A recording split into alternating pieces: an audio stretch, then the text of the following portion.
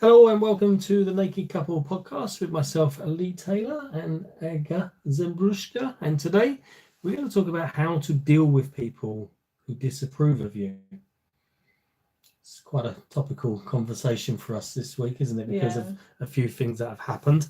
And we're going to talk about Aga mainly, how she went from being a real people pleaser to running around going crazy, trying to look after everybody and anybody, to taking control of her life and having a balance between helping people but also helping herself as well, because you always put people first. Not always. Oh, you did. Come on.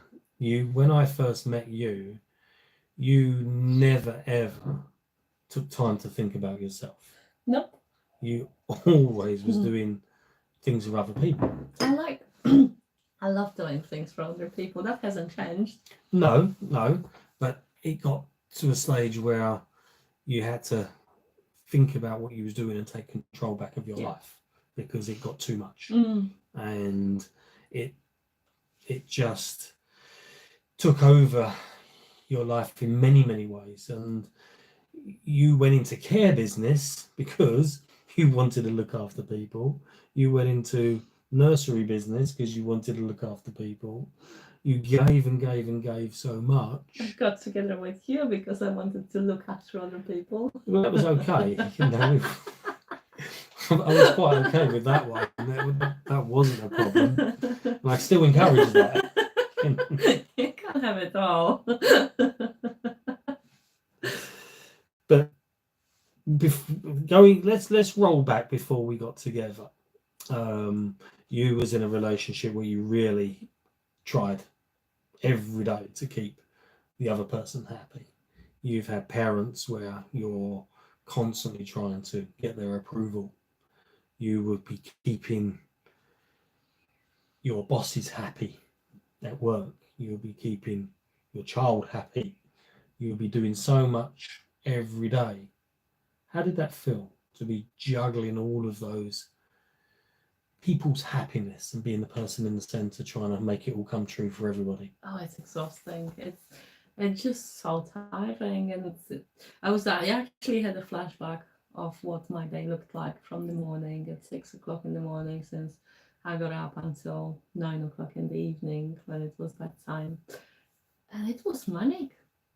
It was like constantly running from one place to another, trying to put everything together and make sense out of everything, and just keeping things calm and keeping things all in order, and just making sure that everybody was happy.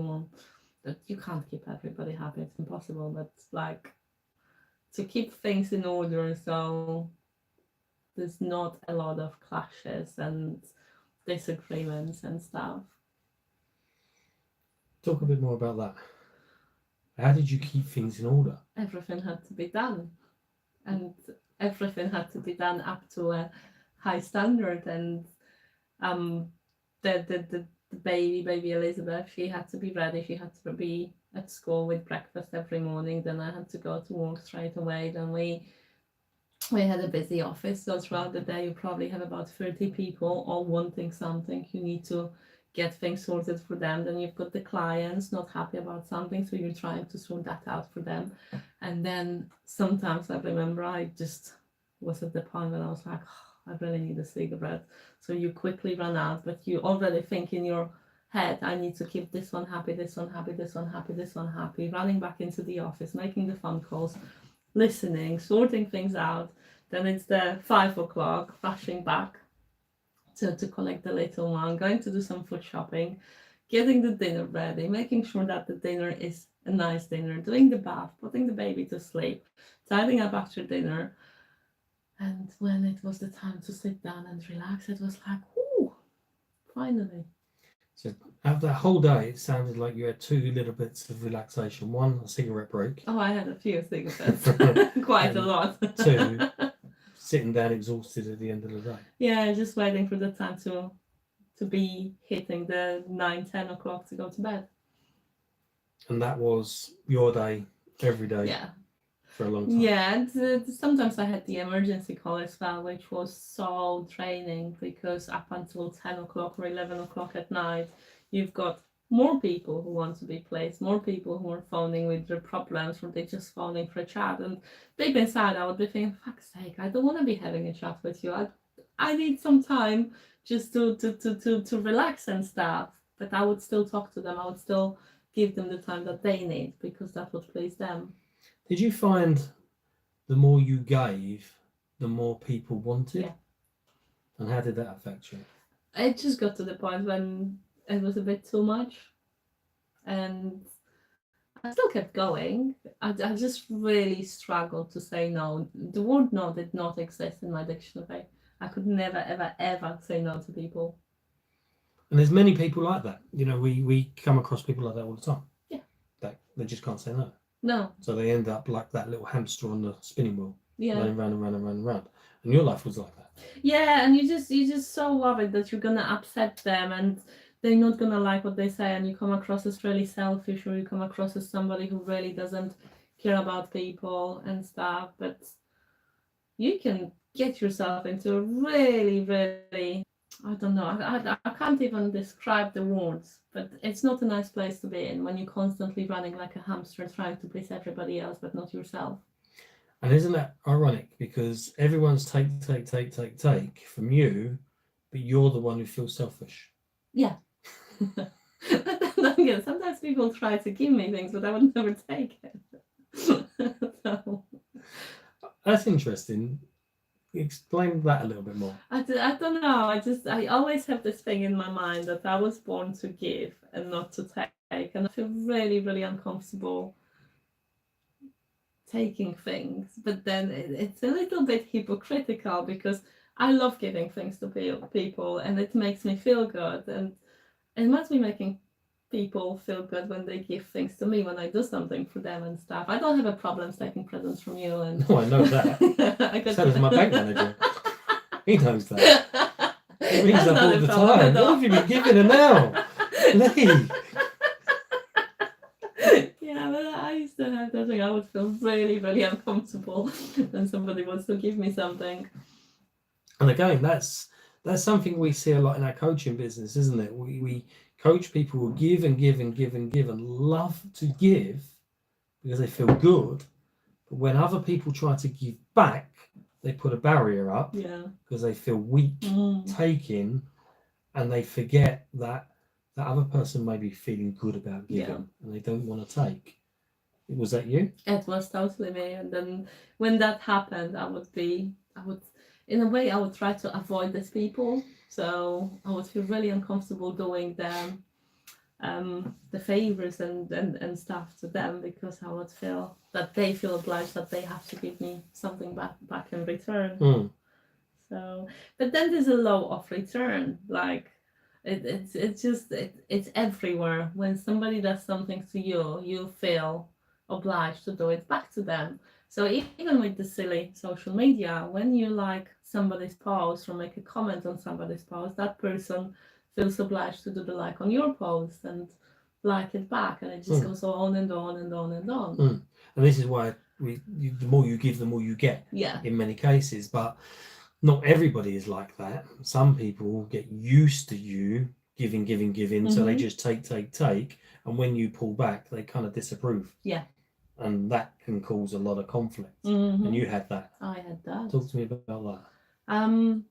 Well, disapprove is a massive word, and it's not something that I often talk about. I don't like talking about these things because there's a lot of judgments and there's a lot of opinions and stuff, but it's something that needs to be talked about. So I think I had a lot of disapproval over the last maybe 20 years, maybe even a bit longer, because I was 20 years old.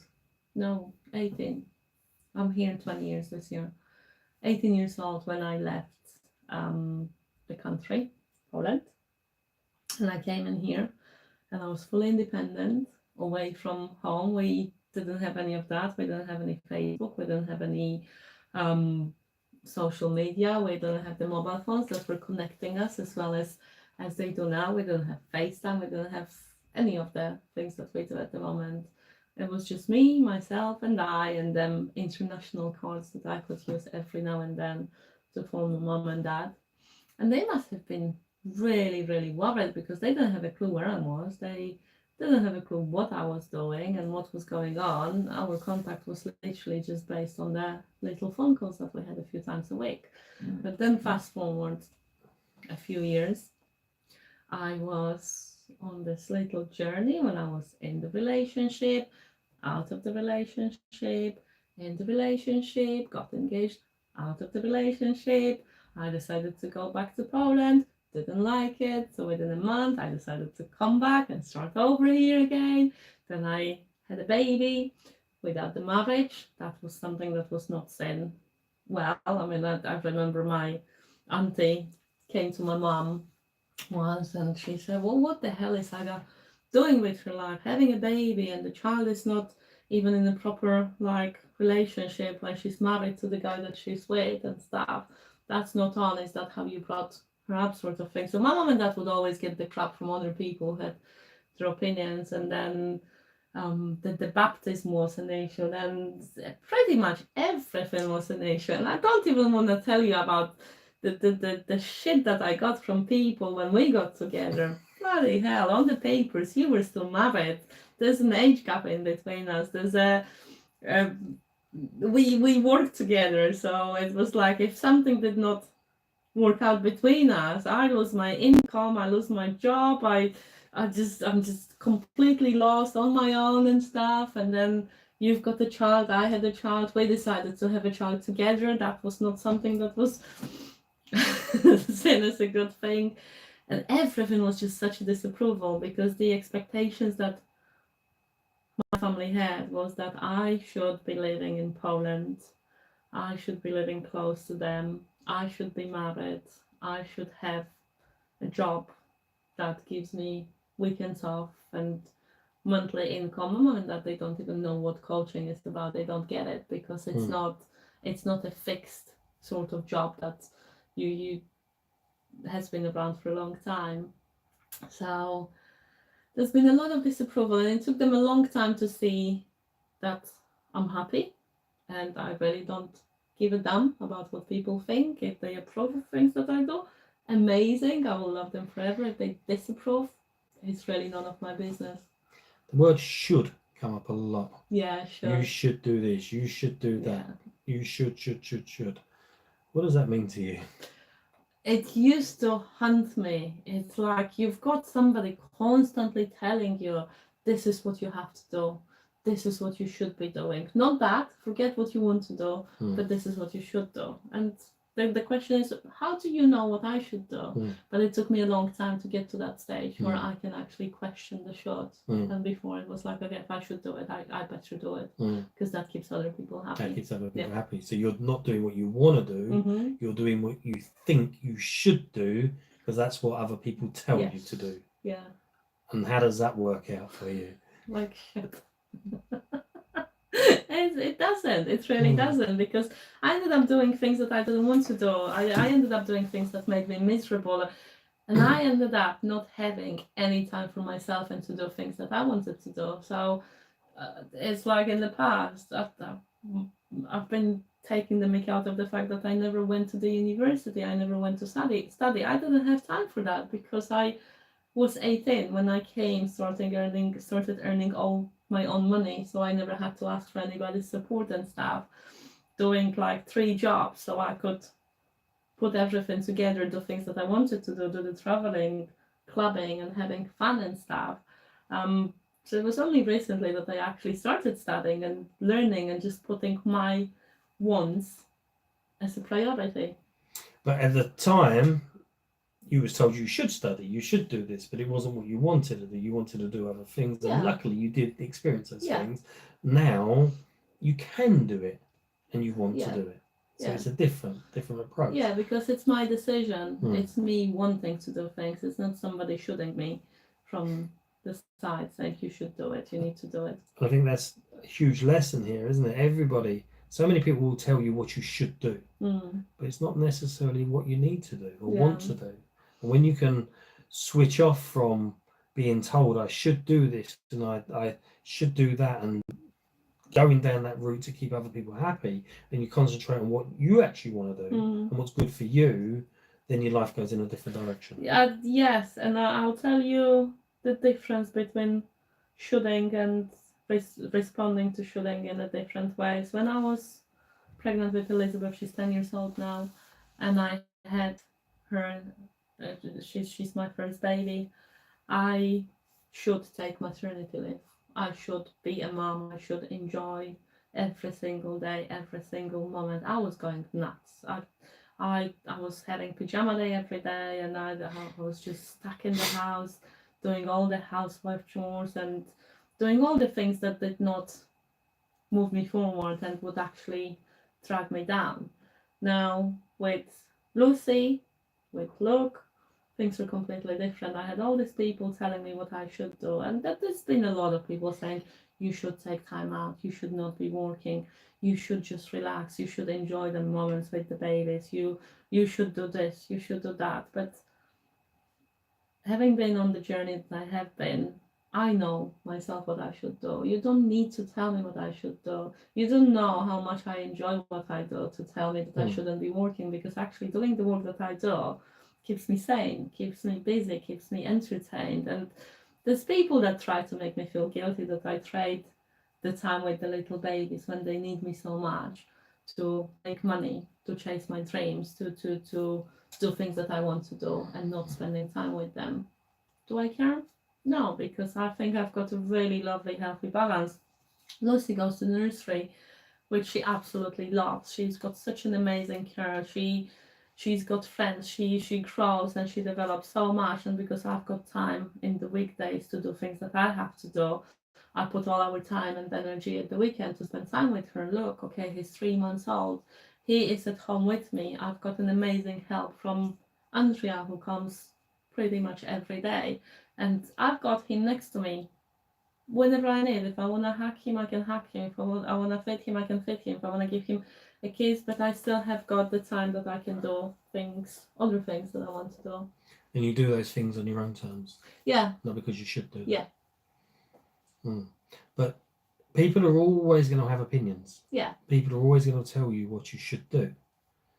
How did you make the flip from, okay, I should do that and I need to do that because that's going to keep that person happy? I noticed there's a pattern.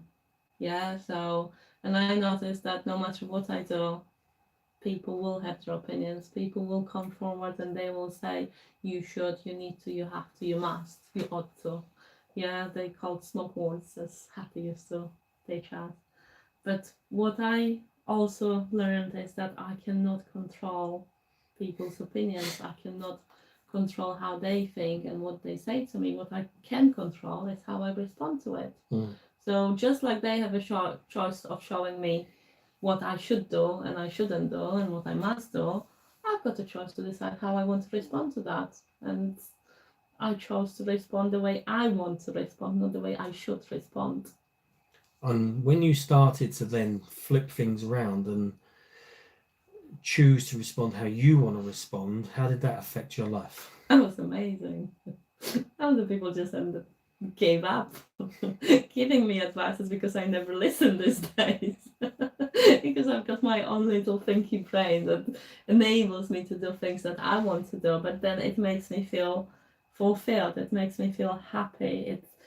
It just changes pretty much everything, because I can honestly go to bed every single evening and I can say to myself, I'm grateful for the fact that I did things that I wanted to do, not the things that somebody else said I should do. When you answer that question, the smile come, your eyes blinked. The life was in your face. It's lovely. It really is. To know that you are in control of your life and to know that you're the one who makes decisions, not somebody else, is amazing. It's very empowering. It just gives you that sense of, I can't think of the word. I know what I want to say, but I don't know. Fulfillment? It is a fulfillment, but also I'm in control. I'm strong. I've got the power. I don't really care what you tell me, because at the end of the day, you've got your life. You decide how you want to live my life, but I make my own decisions. And I think for us to lead successful, happy lives, we need to feel fulfilled. Absolutely. And we all chase fulfillment. And by making your own choices and doing your own things, rather than doing what people tell you should do, helps you be fulfilled. Would you say that's fair? Absolutely. Yeah. So when you're fulfilled, what more do you need? There's not much more that you need, because when you feel fulfilled, life looks a lot better. Yeah. So the little tasks that you need to do, you do them with a big smile. You do them because you want them to do. Yeah. And things that you don't do, they're just simply not important.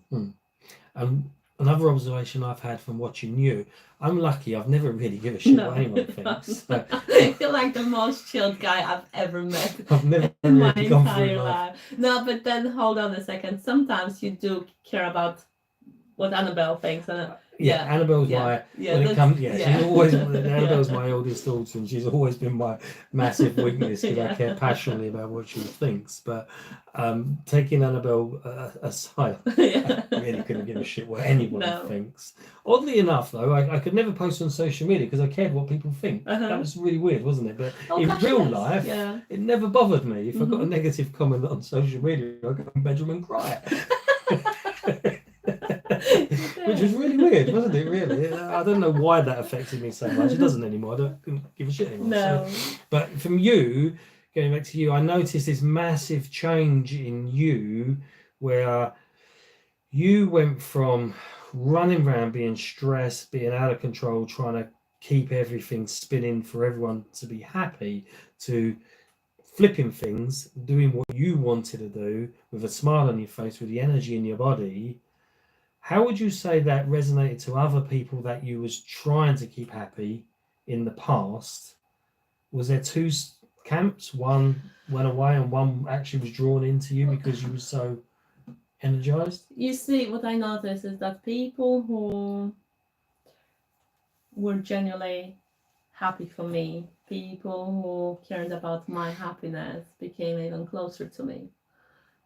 People who were my friends because of the things I was doing for them did not like it, and eventually they just disappeared, which did me a big favor. So actually having that cull moved, maybe hangers on and people that was just take out, and other people come forward to enhance your life. Absolutely. Yeah. So we pushed for time today. We've got lots and lots to do.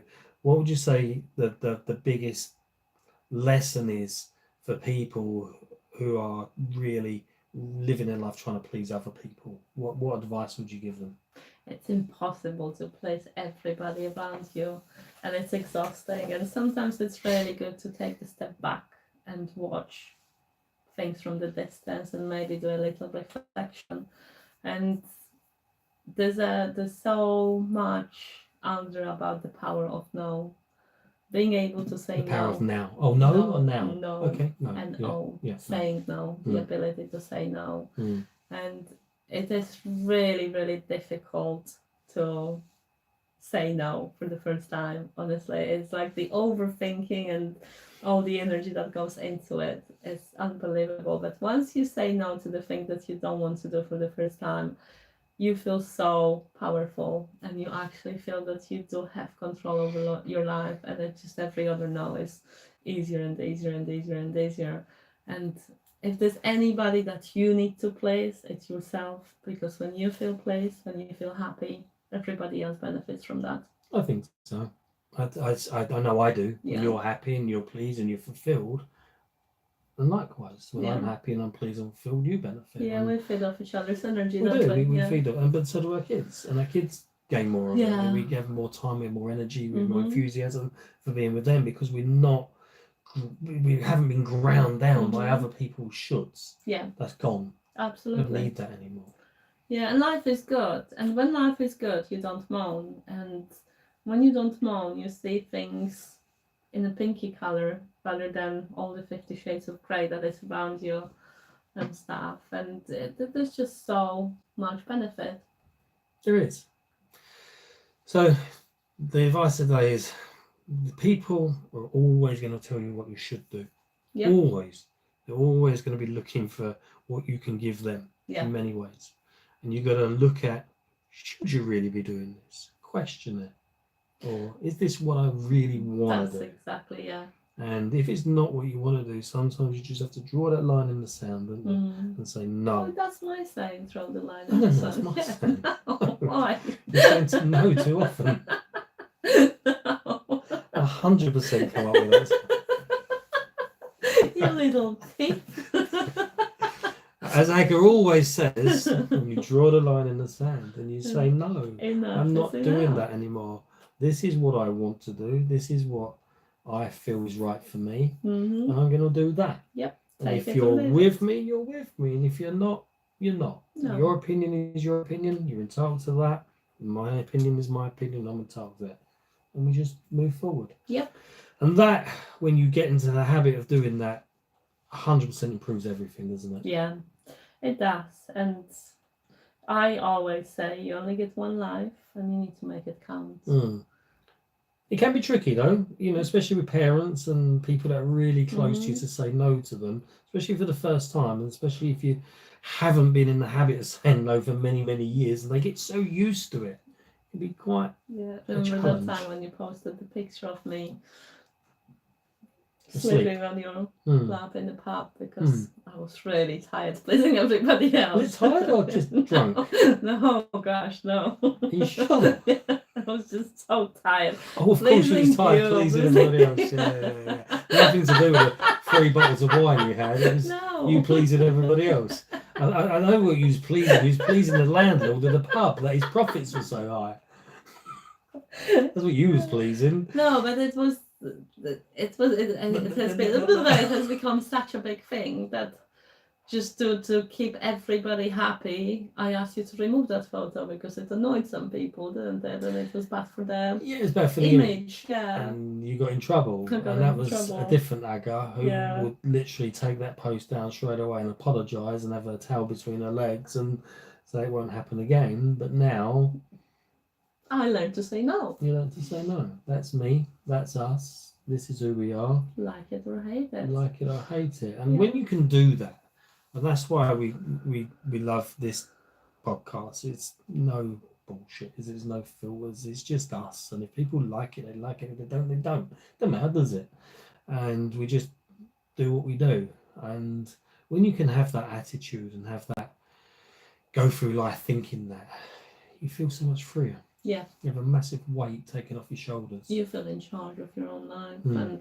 And that's the thing. You can't control other people, but you can control your own life and you can make decisions that make you happy. And it's really easy. It really isn't that difficult. The first one is always the hardest one, but once you do it once, it's easy. It can become quite addictive. Yes, that could be another whole episode on knowing how to draw the line on the sun. Yeah, I mean, not to be so selfish. In between. Yeah, absolutely. Yeah. Anyway, hope that was useful. Hope you enjoyed that. I did. Did you? Grilled you a little bit today. You did. I don't like talking about things. I think it's the way forward, actually. I quite like that concept of me grilling you rather than you just coming on and having a dig at me. We're going to swap next week. No. Yeah. Take care and we will see you next week. Bye.